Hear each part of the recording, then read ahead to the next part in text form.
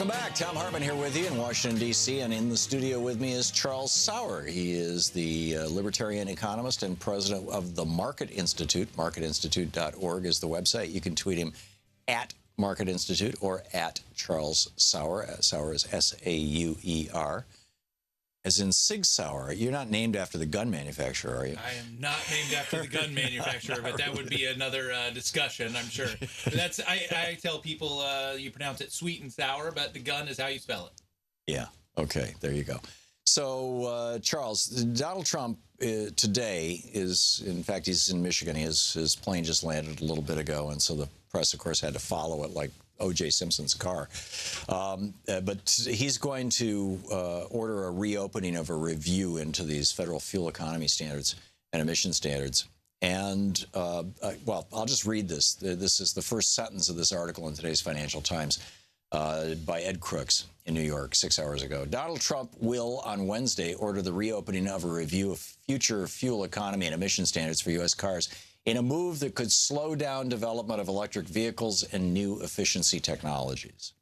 Now, I will give you that this is a market distortion. Yep. Absolutely. You know, there are, and frankly, there are very few markets that are not distorted. In fact, I'll give you that. I can't think of any. In fact, I can't think of any market in the United States that's not distorted outside of, you know, if you're my next door neighbor and we agree to, you know, you wash my car, I'll mow your lawn. I mean, that's a relatively undistorted market, but that's about it. But isn't it appropriate for we the people collectively, when we see a threat to the quality of our life or our survival, either as a nation or as a species, when we see that threat, isn't it appropriate for us to distort markets so that those markets work largely still to the benefit of the people who own the markets? GM is still going to make a profit, but they also work to the benefit of society. What's wrong with that?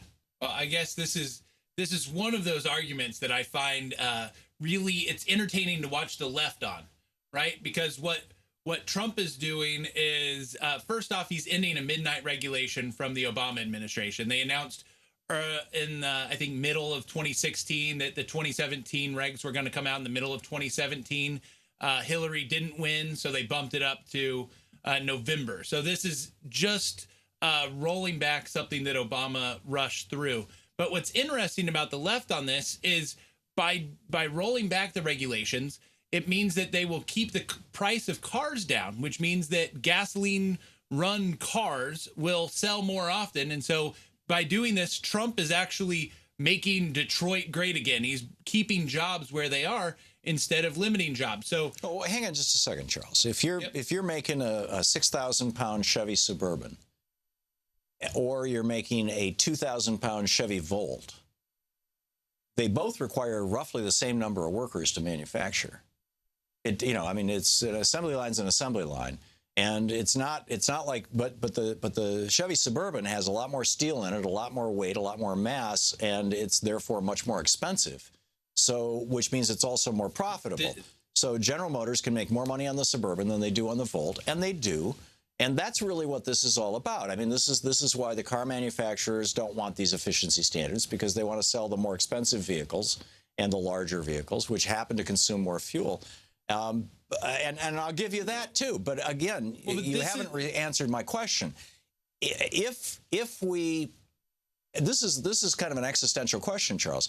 If we agree that there are times when government should intervene in marketplaces for the benefit of society or of the country, then the question is, what are the marketplaces and what are the limits on that intervention? Okay. On the other hand, maybe we don't even agree that government should intervene in marketplaces. I don't agree that the government should intervene in marketplaces, but where I will agree is that marketplaces have been intervened upon.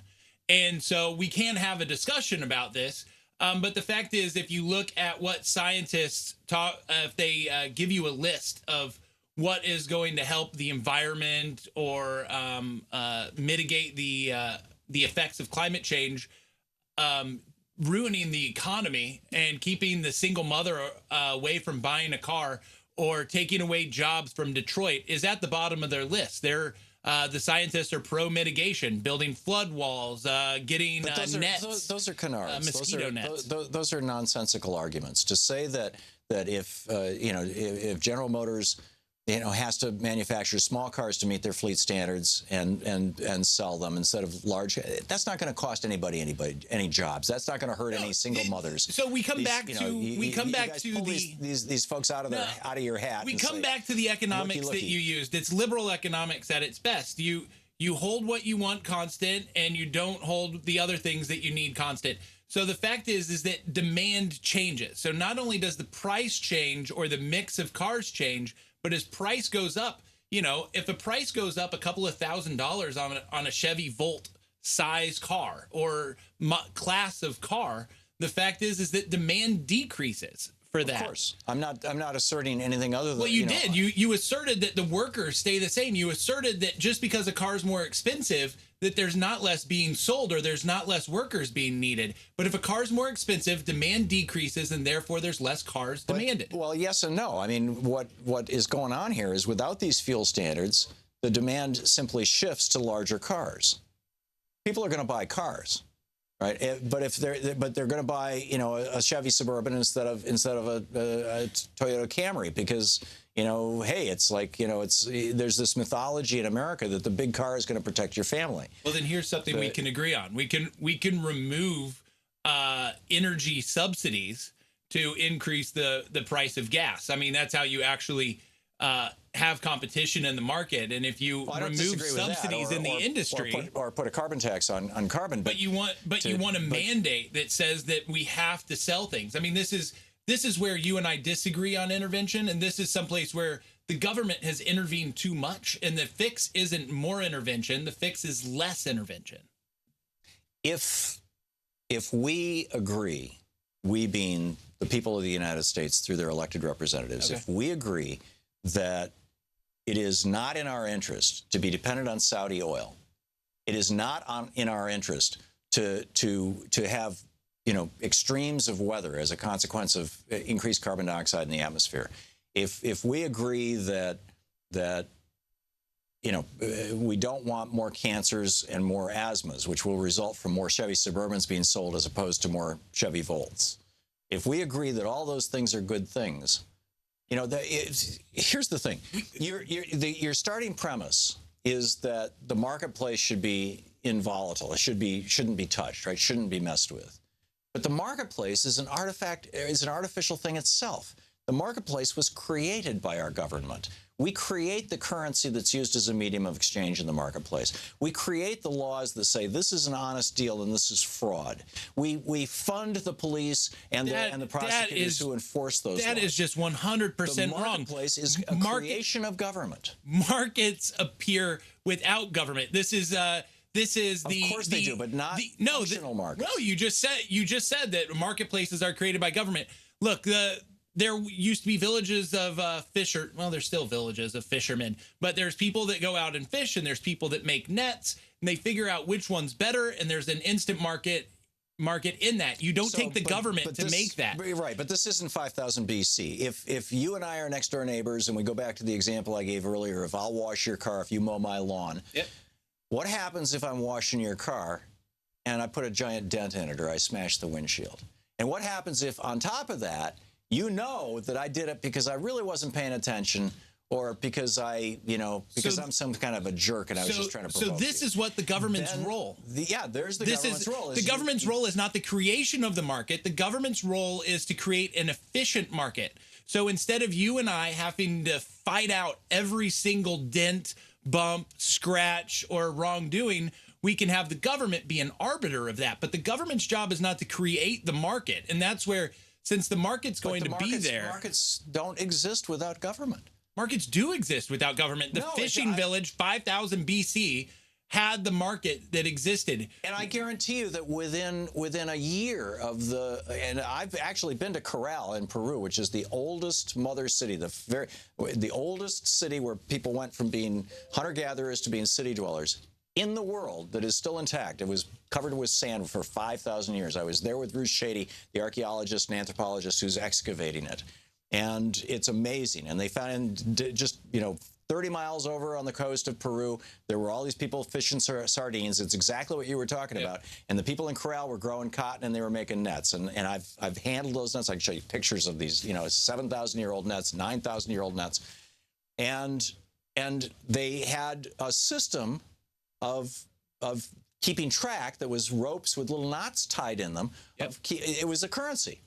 It was created by the government of Corral. There had to be an independent arbiter of what is the currency. Their currency happened to be shells and knots, but you had a government intervene as soon as the market was created, because you can't have a functional market without a third party who's an impartial, it merely referee. makes it more efficient. It's something that people will elect for. But that doesn't mean, if we pull it back into modern times, it doesn't mean that because there's a wrong in the system, because there's a distortion in the market, that we need to add another distortion into it. The government is there to make things more efficient, and adding more and more distortions is not making it more efficient.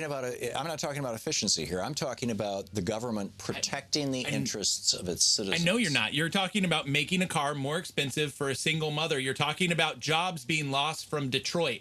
You're talking about making it so that the economy and GDP grows slower. I understand that. Making better cars is going to take more employees. Somebody's going to have to design it. Somebody's going to have to invent the new technologies. That's not true. Look at Elon Musk's factory. For businesses. Elon Musk is doing everything he can, and I'm a supporter of this factory. I think it's great, but he's doing everything he can to minimize the number of employees in the factory. Well, every company in the world is doing that. Yeah.